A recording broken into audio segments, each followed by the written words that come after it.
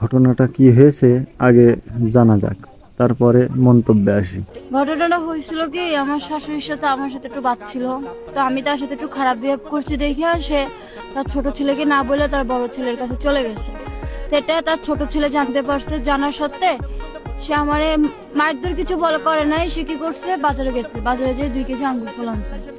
আইন ওই আঙ্গুর ফলটি সব আমারে খাওয়াইছে। এখন তো ভাই ওই আঙ্গুর ফল খাইয়া তো আমার অবস্থা খারাপ। পরে আমি মেম্বারের কাছে বিচার দিলাম যে এই ঘটনা এই ঘটছে আমার সাথে। আচ্ছা ভাই আপনি বলেন, ও যে কাজটা করছে, কাজটা কি ঠিক করছে ভাই? আমি যেন হাঁটতে পারতেছি না, বইতে পারতেছি না, প্রচুর ব্যথা করে। না মানে ভাই, কাজটা একদমই ঠিক করিনি। আঙুর ফল ভাবির একার খাওয়াবে কি জন্য? আঙুর ফল সবাই খাওয়াবে।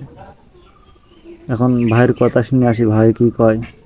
ভাই আজানের সময় আমি মিছে কথা কবলো, আজান দিচ্ছে, সবাই আমরা মুসলমান। তা তো ঠিকই, কি জন্য আজানের সময় মিশে কথা করতে হবে? ভাইয়ের ইমান ঠিক আছে, ভাইয়ের ভাবি যাই হোক, ভাইয়ের ইমান ঠিক আছে।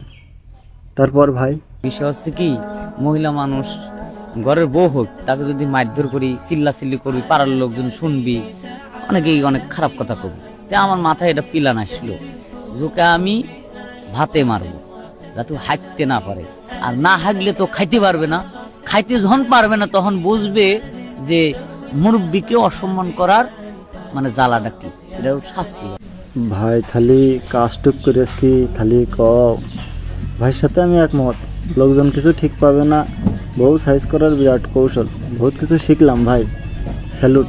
এই জন্যই কিংবা মূলত আপনি 2 কেজি আঙ্গুর ফল কিনে খাওয়াইছেন, যে আঙ্গুর ফল খেলে তো মানুষের শরীর সাধারণত আমরা জানি কষা হয়ে যায়।